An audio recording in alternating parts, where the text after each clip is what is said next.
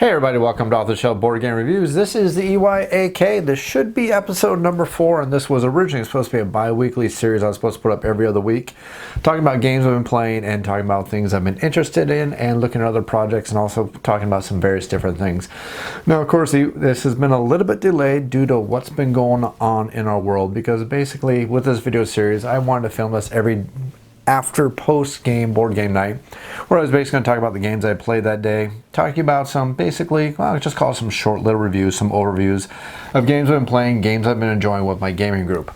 Unfortunately, as we all know with what's going on in the world, we're not getting together with our gaming group. So I want to do a little bit different with this episode today. I want to talk about some solo games I've been playing because, you know, it's something we're doing right now. We're starting to do a lot of solo gaming because we can't play with a lot of our friends because we can't get around the table. But that actually got me thinking. I wanted to start thinking about ways that we can actually start playing all these games that we have with our friends. So I started doing a lot of research. And the reason why I did this is because I was trying to figure out ways for myself and my friends to keep playing all these great games, besides relying on just going on Android and playing games on your Android or playing games on your iPhone or playing games on Steam. Basically, the reason why we play these board games is because we want to sit around the table and have a lot of fun with our friends, which is something we can't be doing right now. So I did some research, found some different ways to creatively work around the problem, and I think I found some good ideas, some good things. So what I want to talk about in this video at the end is talk about some of the things I've done, some of the ideas, how I've managed to make them work out, some of the bugs I've ran into, and maybe give you some thoughts on how you can keep on enjoying this wonderful hobby that we have. So before we continue on, I want to talk about some of the solo games I've been playing, because there's been some really great solo gaming I've been able to do. Now, me personally, I am not a huge solo gamer, so the fact that I've been able to get out some of these games and start enjoying some of them is actually pretty cool for me. Now, myself, I enjoy playing most of my games with a lot of friends, so I don't get the opportunity to play solo games, and some games actually can occasionally play better as a solo game. And I actually want to do a series of my 7 games video series. I want to actually film a video series for 7 games, talking about 7 games that I think are absolutely fantastic playing solo. So after this video is shot, after I'm done filming this video and editing it and posting it on the internet, look for a follow-up video for a 7-game series that's going to talk about 7 games that I think are absolutely fantastic when they're played solo. Now, the idea I'm going to do with that video series is I'm not going to look at games that play great with Autopia or something like that. I'm basically going to be looking at games that right out of the box are just really enjoyable, really fantastic, and they're really great solo games.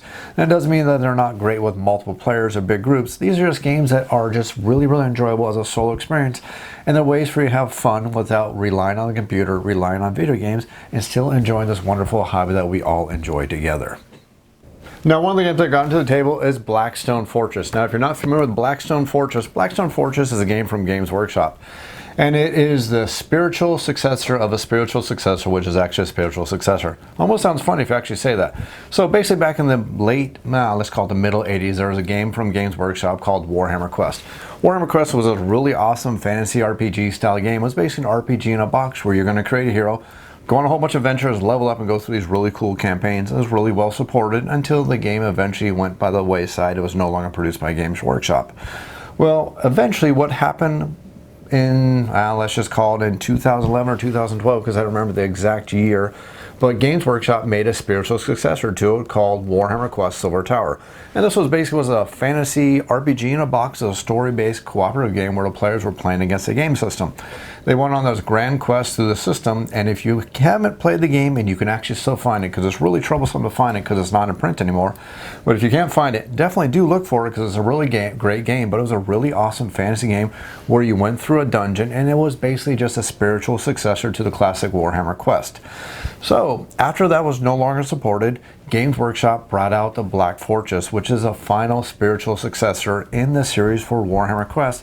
And this brings Warhammer Quest into the Warhammer 40k world. And I have gone wholly down the rabbit hole into this game. I managed to get the base game, which has a really complete campaign system, has multiple heroes, and you go through this grand quest in one of the great Blackstone fortresses, trying to intercept into its inner workings while you're trying to keep your heroes alive. Now, the game comes with a lot of heroes because this game can be pretty darn brutal.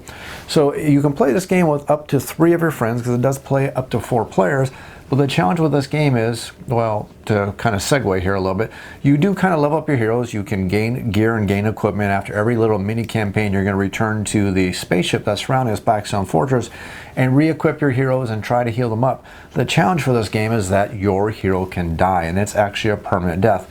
So you need to make it through the entire campaign without all of your heroes dying out. And it's a really interesting game that has the ability to play lots of really cool campaigns, especially if you keep buying all the expansions they managed to bring out for us, which is something that Games Workshop has not done in a long time. They have done a heck of a great job supporting this game, bringing out tons and tons of expansions that are going to add more campaigns, more enemies, more worlds you're going to go into, more challenges, more difficulties. Oops, gotta be careful. These are Games Workshop miniatures, which means they're really finely detailed, and I don't want to shake any boxes because you might get a little antenna breaking off, and I don't want to ruin my paint jobs because I actually take the time to paint these. And yes, it's a grand quest to try to get all my miniatures painted, and if it's true that I cannot die until I have all my miniatures painted, I'm probably going to be lived being about 400 or maybe 500 years old, at least at the rate I'm going. Because you can see that these miniatures are really finely detailed. Let me see if I can zoom in for you guys here. This is a really good camera, so it should be able to pick up good details. Zooming in, zooming in. Hey, it actually looks pretty decent.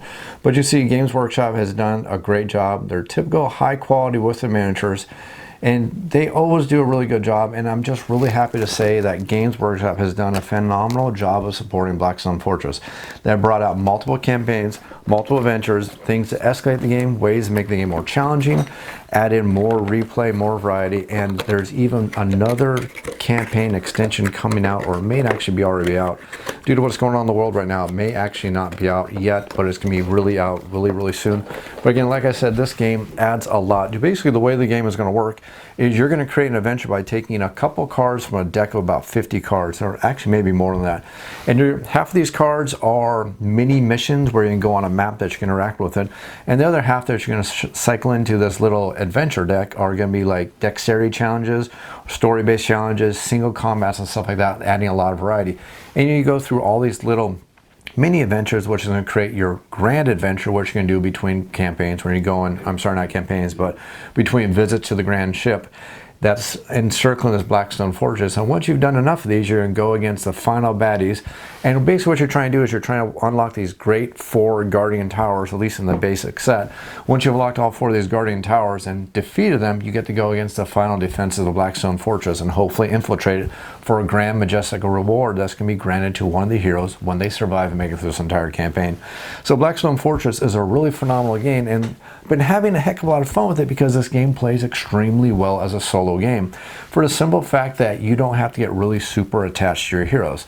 Now, we all know games such as Shadows of Brimstone or other RPG style games where they're dungeon crawls, where you're going to get to create a hero and you're going to level up, get better gear, and we know how it can feel when one of your heroes dies, because then you got to start over at ground zero. And this game is a little bit more on the, well, you have laser guns, you have missiles, you have rocket launchers, so it goes without saying that you're probably going to die, or there's a good chance you're going to get really badly injured. So there's a chance that you could lose a hero. Now, it's not terribly, well, it's not super likely that you're going to do it. But again, it could happen. The dice may not work in your favor, and there can be some really challenging fights, especially when you start infiltrating those towers that are protecting the main central area that you're trying to access. So the game does have a lot of challenges, a lot of variety, but it does play extremely well as a solo game, and it's one I've been really enjoying as of late.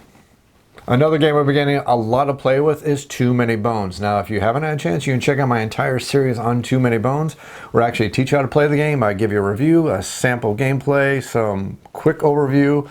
I actually talk about some of the expansions, go everything like that. But the game is really enjoyable. I'm having a heck of a lot of fun with it. And again, it's another one of those games that plays really well as a solo game, because it has a campaign in it that can actually take a long time. Probably a good 20 hours to get through an entire campaign. And it's really interesting because a lot of these solo style games, they say they're a solo game, but you're required to control 2, 3, or especially in Blackstone Fortress, you're required to control 4 heroes at all times. Well, Too Many Bones actually allows you to play just one hero and play the entire game and actually go through the campaign if you really want to be a masochist. But I think the best way to play is to play with 2 heroes and still have a heck of a lot of fun. Now, the campaign system for that, you do have to buy it separately unless you buy the Undertow expansion, which has a diminished style campaign, which is kind of like take the idea of the campaign, they shrink it down. But if you buy the full campaign, you're looking at a game that's probably going to take you about 20 hours, and it's not afraid to kick your teeth a little bit, and it can be challenging. And if you fail the campaign, you actually completely fail. So it kind of has this ability to create this game that you actually enjoy playing solo because you really want to push yourself, really challenge yourself, and if you fail, you feel like you've only failed yourself, versus when you have a whole bunch of friends sitting around a table and you fail, it's kind of a big letdown because you're all like going, oh man, we all lost, now we all have to start all over. And not only that, since we're all doing a lot of solo gaming lately, you can just basically leave it set up on your table, and then when you want to play, put some time into it, walk away, come back, put some more time into it, maybe beat an adventure, come back and do another adventure, set up versus another tyrant, level up your hero, and keep on going through the entire campaign. So Too Many Bones has been a lot of fun. It's been really enjoyable. And again, check out that video series if you want to learn more about the game. It's one that I've actually just recently reviewed and I had a heck of a lot of fun with. And finally, another game that's been getting a lot of attention from me lately is going to be the Apocrypha card game from Mike Slinker and Lone Shark Games and a whole bunch of other producers and artists who worked really, really hard to produce this game. Now, I'm going to be perfectly honest, the original first print run of this game that came from the Kickstarter had some problems, and I'm pretty fortunate in the fact that I actually purchased this game post-Kickstarter. I actually purchased my copy earlier this year, so it has all the errata in it, it has all the fixed cards, it has all those various different things. Even with the expansions, they've all been fixed, so it's all the stuff that you go online to the website, and you compare all the cards and everything like that, and it looks like all the cards have been fixed. So while I can't comment on how the game has been in the past, I can definitely tell you how the game has been now, and I can tell you that I've been having a lot of fun with it. Now, if you're not familiar with the Apocrypha game, it basically, Lone Shark Games, who was part of the design team for the original Pathfinder Adventure card game, they've taken the idea of the Pathfinder Adventure card game and brought it into modern times. But it's kind of like a modern times, such like TV shows like Supernatural, TV shows such as Grimm, or if you want to go there, maybe Buffy the Vampire Slayer, but I probably wouldn't go there because this is a lot darker. Buffy was, well, it was Buffy, while Supernatural could have been dark and Grimm could have been dark. That's basically what this game represents because every one of the players is a saint. Now the saints have the unlucky, unfortunate gift that they can see all the evils and the demons in the world, and they're trying their best to go ahead and destroy these demons and these evils. And the game plays through a very loose-based campaign system, and I wouldn't actually call it a campaign system. It honestly, to me, feels like they really try to mimic the TV show Supernatural, because each individual adventure is going to be something that's going to happen to our heroes while they happen to be in a certain state, a certain location, or a certain part of the world, and that's going to influence the type of encounters they're going to have. For example, they may be in Canada Point and have a whole bunch of encounters with things that are darkness and wendigos and stuff like that happen to be in the cold lands, or they may be in California and encounter things that happen over there, or they can be in the middle eastern United States areas and start running into werewolves and stuff like that. So as you decide where you want to travel, you're going to encounter different kind of adventures, and there's also an app that comes with the game that is actually changing everything that's going to happen every single day, because you're going to launch the app. It's going to know what date it is, and it's going to give you a random extra challenge or a little minor modification to the rules based on if it really is in the real world a full moon or not a full moon, based on what adventures you're having. It's going to do all these things, which adds some really interesting gameplay. It makes it feel like the game is a really modern style game. Now, it's just like the Pathfinder Adventure game. You're racing a clock to get through a whole bunch of locations and seal up those locations and finally find the bad guy and defeat the bad guy. So it's not too different from what the original Pathfinder game is. But a couple of things that this game does that I do like, and the things I'm really enjoying about this game, is the fact that not only is it a modern game system, I like how they simplified the dice mechanics. You're no longer fighting D4s, D6, D8, D12s, and occasionally a D20. The game uses six-siders, and based on cards you're going to play, you're going to roll more and more six-siders. Here's the trick. No matter how many six-siders you're going to roll, you're only going to keep 3 of the dice you roll. And sometimes things are going to happen that force you to discard your highest dice. Things are going to happen to discard all your even dice, all your odd dice. Things are going to allow you to re-roll dice. You can press your luck and have other heroes assist you. But the more heroes that assist you, the more complications you're going to have while you're at these various locations. So you're going to need to constantly balance, okay, I need help from somebody else here for this challenging encounter. But if they help me, the challenging encounter is going to get even more challenging. So I need to make sure their help is going to be overcompensating for how difficult this is going to be. And not only that, the game actually plays really darn well with one single saint. Now, it's not perfect. There's been some encounters that I have had extreme challenges beaten, and I don't know if it's just because I've just had some bad luck or the fact that some of these encounters are not meant to be played with one saint. Because I've gone back and played them with two saints, that seems to be the best balance for me. Now, the game does play all the way up to 6 saints, and the game calls the hero saints. So it is really cool. It does play from 1 to 6, and unfortunately, I have not been able to play with 6 quite yet. I'm going to try to do it via the internet, and I'm going to talk about how I'm going to do that at the end of this video if you stick around and see some of those ideas. But just want to let you know that I've been playing Apocrypha. I've been having a lot of fun with it, and while I can't comment about the situation of the game when it first came out on Kickstarter, was first released, I can definitely tell you it seems like they fixed a lot of things. I've been having a lot of fun with Apocrypha. But that's enough about games I've been playing lately. Let's go ahead and bring everything over to the computer and look at some really cool things that have actually had my attention quite lately. The first thing I want to talk about is the GameDesignersMovie.com. Now, this is a URL, and I'll stick the URL down in the links down below, but basically what somebody's done is they have taken the time to create a complete documentary where they've gone through and interviewed a whole bunch of designers and talked about the difficulties, the challenges, and everything that goes into creating board games. And this is actually a really cool documentary. Now, I'm not going to play the trailer here, which I have up here for you on the screen, but check out the trailer, see if it interests you. But here's what I really like about this. They actually took the time to talk to some really well-known designers that I've heard of, but they've also took some of the time to go talk to designers that I've never actually heard of. And it's actually kind of cool to see their design process, see what games they're working on, see the games that they're bringing out in the future, and hearing just the challenges that happens when you're trying to become a game designer. Now, you have designers such as famous designers from Seven Wonders, Pandemic, and then you have some other designers that I actually didn't really know that well, but actually got me interested in checking out some of the games they're doing. And really cool thing, even beyond that, was learning about some designers that I thought had actually disappeared from the industry are actually still working on things, doing really cool things. Like, for example, Liz Spain, who did the Pathfinder Adventure game, which is something I had a heck of a lot of fun. I actually enjoy the Pathfinder Adventure card game. It's actually cool to see that she's still working on things. Of course, Eric Lang is involved, Rainer Knizia, many other designers, even Isaac Childers. He gets the chance to talk to these all people and interview them, and again, it's really cool seeing their perspective, seeing the challenges and everything that goes into designing these games, the amount of hours you put into this, the amount of play testing they do, and all these challenges that go into creating a really cool game. And not only that, you also see that he has actually taken the time to bring in some people who have really part of the industry, have done a lot of things to help grow the industry. Scott Alden is involved with this as the executive producer, and if you don't know who Scott Alden is, he is part of Board Game Geek. He's pretty much what made Board Game Geek what it is today, and he's interested in this, and this whole thing has been directed by a guy by the name of Eric Rail, and I hope I said his name right. If not, leave some comments down below and make fun of me, because I'm known to screw up names. That's kind of one of the good things I'm really well known for. But if you have a chance, check out this documentary. It's really interesting. You can actually watch the little quick overview blurb if you want, or you can go to Android, iPhone, I believe there's other locations. I actually have a whole bunch of links. I'll put them down there below for you because they're all on this little website, but I'll stick them down for you below so you can just click into them instantly. But you can download this documentary and check it out. It's really cool just to see how everything works for all these designers. Next up is something that I found really cool, and something that put kind of a big smile on my face. Now, I have always really enjoyed a game from 2010 called Lords of Vegas.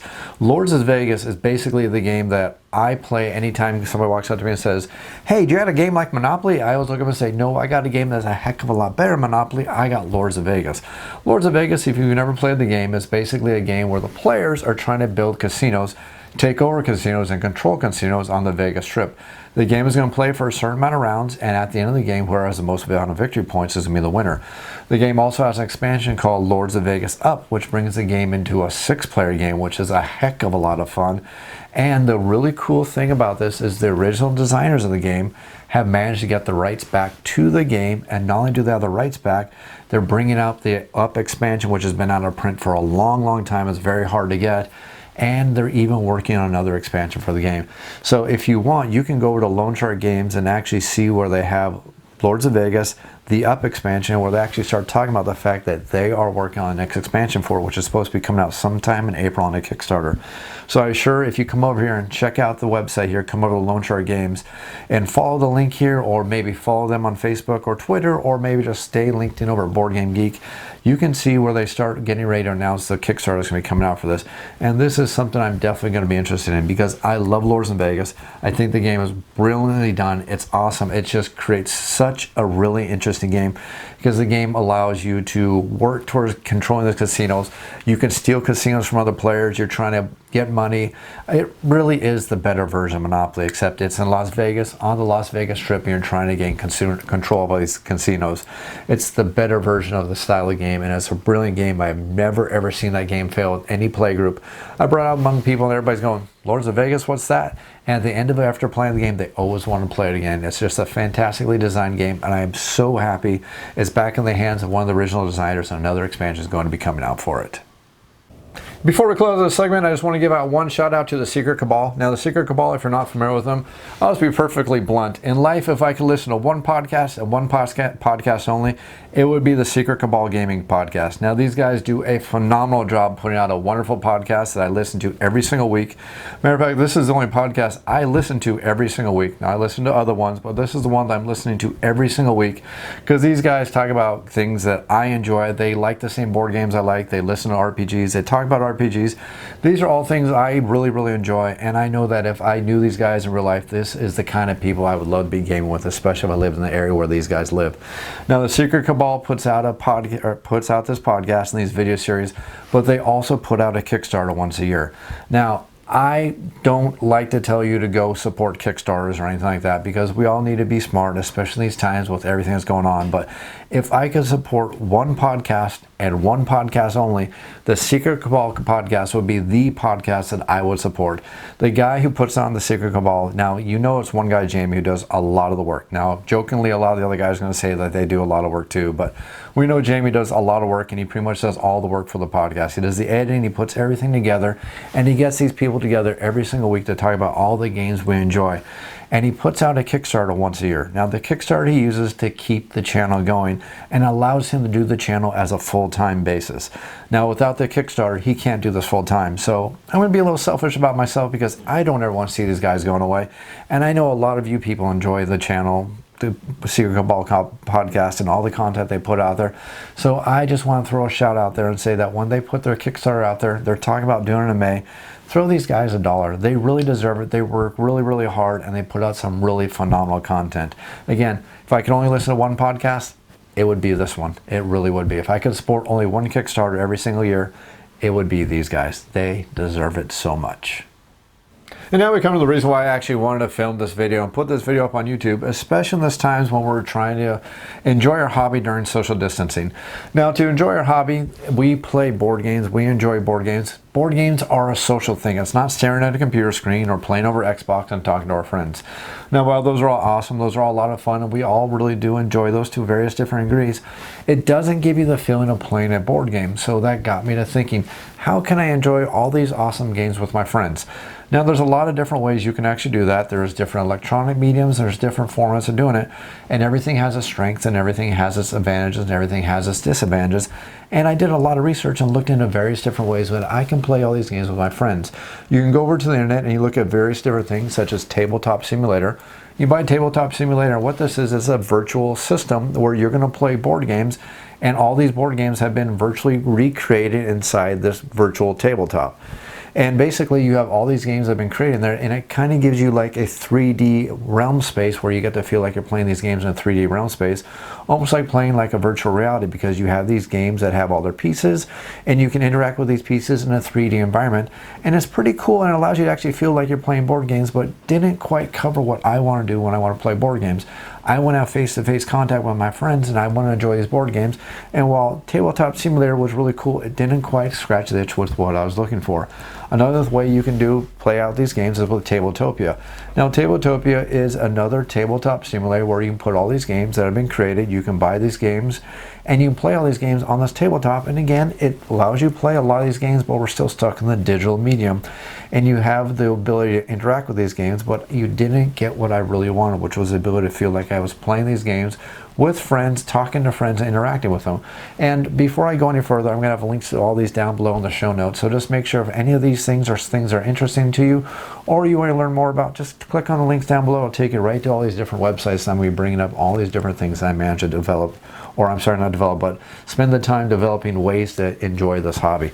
There's also board game online arenas such as Yucata.day. Now, Yucata has been around for a long time. You can actually see I'm logged in here because I've had an account here for a long time. And basically what this is a website where you can play a lot of games online, but it's I don't want to say archaic, but I almost want to say archaic because it's pretty much what it is. You're playing games inside a web browser. You're not looking at fancy graphics. You're not looking at 3D environments. You're basically just looking at the games and lots of chat engine and lots of fun. And it's a great environment, lots of good friends. You can get lots of good relationships going on here, but it's not exactly what I'm looking for, which was the ability to play some of these games with my friends. Now, another thing you can do is you can go over to Brettspiel, which is a website that has lots of other games. And again, it's a lot like Yucata, but it doesn't have a lot of games. You can see there's some games that we played before, some common games, some less common games, but there's games out there and they're pretty cool, and there's some good ones. Seven Wonders, Seven Nymph, you have Carcassonne, you have a lot of games on here. So you have a good variety by going to these various different websites. And hey, I'm logged out, I should log in. Oh well, next up we have Board Game Arena. Now, Board Game Arena is another website that allows you to play a lot of games. Some really great games that I enjoy, such as Roll Through the Ages, you have Through the Ages, you have Puerto Rico, you have a lot of games, Seven Wonders, and they actually advertise that they have a lot of users. And I've never had a problem getting a game over here. I mean, you log in and you can get a game going pretty darn quickly. Next up, as another option we have, is that you can access Steam. Now, Steam has access to a lot of board games. Not as many board games as we'd like, but they kind of stick with the video game format of board games. So you do get some good ones. You get ones such as Blood Bowl and other various ones. And some of them that we've seen that have shown up on Switch, shown up on Xbox, shown up on PlayStation, are also available on Steam. And of course, those are other ways you can play those games too, as those like Xbox and all those things I've already mentioned. But what I really wanted was a way where I can interact with my friends directly by playing games, by having the games, having the components in front of me and going out there and playing games. Now, the first thing I encountered, my first challenge in doing that, is obviously I knew the only way I was going to be able to do that was through video chatting with friends, which basically meant Skype. Now, the problem with Skype is Skype pretty much relies on your video camera on your PC. And I'm sure most of us have a nice laptop that we have, or maybe a not so nice laptop, which is pretty cool about what I'm about to talk about here, because what I'm about to discuss is not going to cost you a lot of money. Probably going to cost you $4 as long as you have a cell phone and you have a computer and the ability to just do a little quick plug and play and entering some numbers and have a basic understanding of the computers. What I did is I started investigating various different video chatting, such as Skype, such as Zoom, such as Discord, and there's various different ways. And you can do Facebook. I'm not a Facebook user, but you can do Facebook, all these different things that offer video chat. But the problem is when you're doing this video chat, you're using these horrible little cameras that are built in the PCs, and they have two major problems. One, the resolution on them is absolutely terrible. The other thing is you're pretty much stuck with the positioning of the screen. Wherever the screen is going to be pointing, that's basically where you can get your video camera going. That's going to be the big limitation. So I started looking into ways where you, without having to order a whole bunch of equipment, and trust me, I went far down this rabbit hole. If you're willing to spend about $1,200, you can create this really rich environment where you can have multiple cameras coming in from different angles. Every one of your friends can look through any one of these cameras anytime they want, see any piece, any location, or anything you want, but it's going to cost you a heck of a lot of money. So I tried to find a method that I could do that would cost me under $5, and I did. So basically what you can do is you can turn any cell phone into a webcam. And it basically also requires you to do is just go buy an app. Now, I am an Android user, and I did the research for Apple users too, and I found out that there's an app, and I'll talk about it in just a second. Again, links will all be down below for this, but there's an app called DroidCam, or DroidCam X, which costs you $4, which allows you a little bit better resolution. It's not the only app that does this. There's IP Camera, there's LiveCam, there's a whole bunch of other ones, but I got DroidCam. It had the most average good reviews and also had the most comments, and it also had some of the abilities and some of the functions that really got me interested in it. But basically it's plug and play. You are simply going to take your smartphone, Use a stand if you want to get a little bit fancy, or if you don't want to get a little bit fancy, use a little duct tape. Either way, it's going to work pretty darn well. Obviously, don't stick the duct tape on your phone because it's not good for your phone. But you can wrap some duct tape up around a paper towel or something like that and create a little holder to keep your phone up wherever you want to. But you can plug your phone into your computer and use the wonderful capabilities of all these smartphones that we have. These smartphones these days have cameras that rival DSLRs or DSLR cameras from about 5 years ago.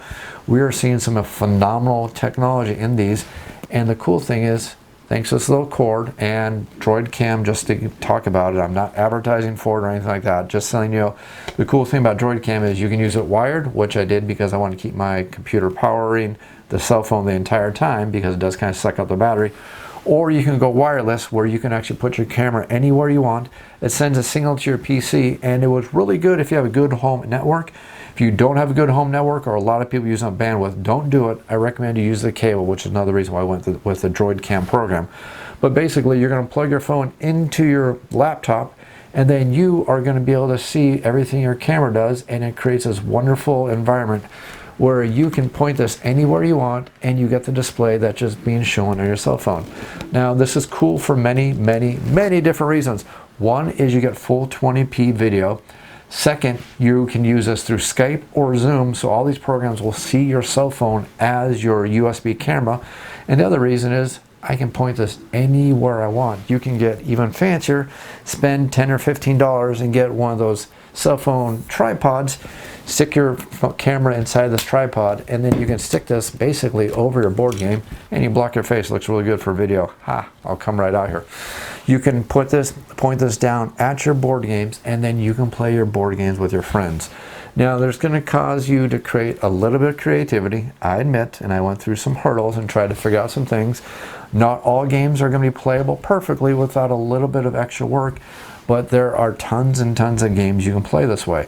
Now, if you want to just use one camera, that's not that challenging. You can just simply use one camera and you can point it right over the game board, and it works great for lots of games. You can play Cthulhu Wars, especially if you have a scanner and your friends have a printer. You can basically scan in every single player board, scan in every single one of the gifts, email those over to your friend, and then you set up the board game right at your table, right at your house, point your camera down on, and then you load up Skype and you conference in all of your friends.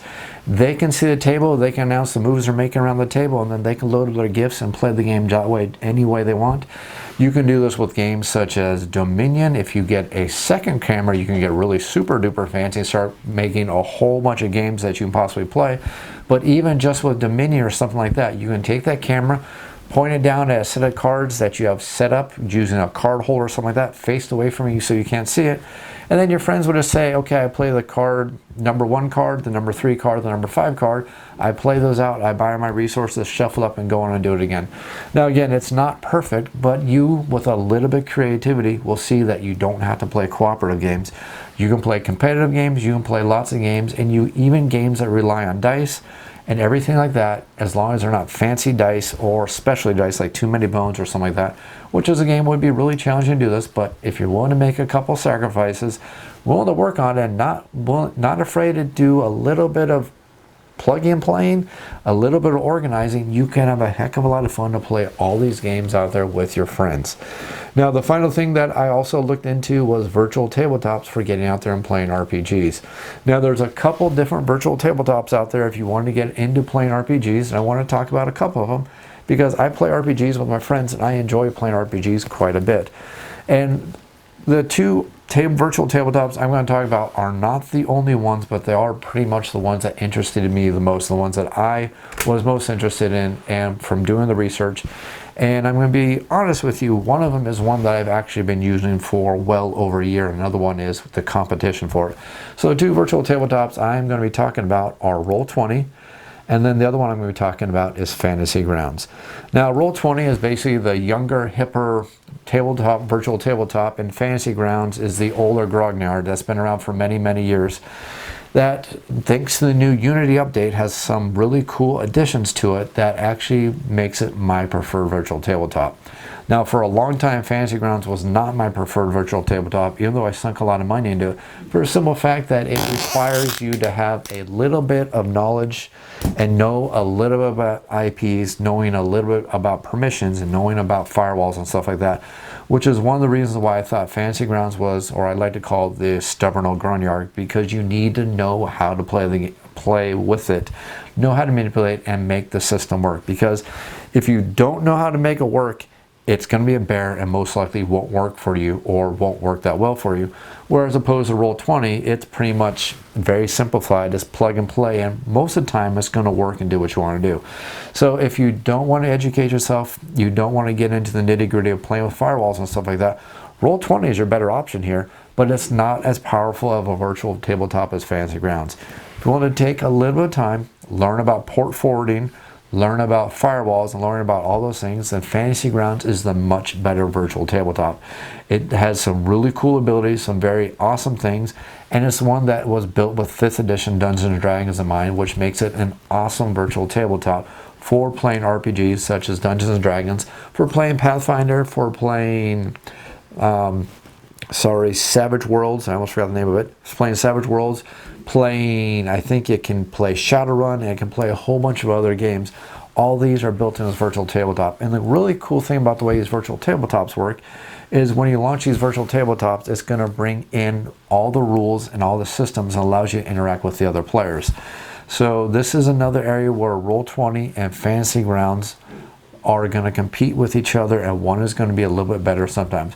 Roll20 has built-in visual chat, but it doesn't work all the time. It has a tendency to have problems, has a tendency to drop players, has a tendency to drop mics. So a lot of people who use Roll20 still use a separate program such as Skype, such as Zoom, to play these online RPGs through this virtual tabletop, whereas Fantasy Grounds does not have the ability to do virtual talking through video chat. You have to load up a separate program such as Skype. But the cool thing about Skype is Skype allows up to 25 users at a time. It's absolutely free, and it's extremely stable, and it works really, really great. So if you're looking to get into RPGs, Fantasy Grounds would be my choice, but if you don't want to do a little bit extra work and educate yourself, or don't want to mess around with computer settings, go for Roll20. But Roll20 is a little bit more expensive. Fantasy Grounds is a little cheaper, and again, Fantasy Grounds, if you want to educate yourself, I think is definitely the much better system between the two. Finally, I want to close out with the next poll for all of you out there watching this video series, because remember, the whole purpose of this video series, beyond me doing the wah stuff and talking about things that have been interesting to me, is for you all to get the opportunity to vote on the next video series I'm going to do for the next board game. So the next video series, again, keeping in mind social distancing, keeping in mind games that we can play solo, games that we can enjoy, and maybe even games playing over Skype with our friends. We're going to look at between 2 games. So do you want to see me review Apocrypha, which is a game we've already talked about, or do you want to see me do a review for Warhammer Quest Blackstone Fortress? Which game do you want to see? Leave it down in the comments below, and by the time we get a couple votes, I'll give the voting open till this Saturday. Once Saturdays come around, I'm going to go and lock in the votes. I'm going to start filming the next video series, whether it's going to be Apocrypha or Warhammer Quest Blackstone Fortress. Hope you enjoyed this video. I hope you enjoyed this video series. If you have any comments or questions, make sure you leave them down in the YouTube comments down below. I'll be sure to answer them as quickly as I can. You can also feel free to email me at offtheshelfboardgamereviews. That's otsbgr@gmail.com. Be sure to answer your emails as quickly as I can. If you enjoy this video series, click that like button, click that subscribe button, and as always, thanks for watching.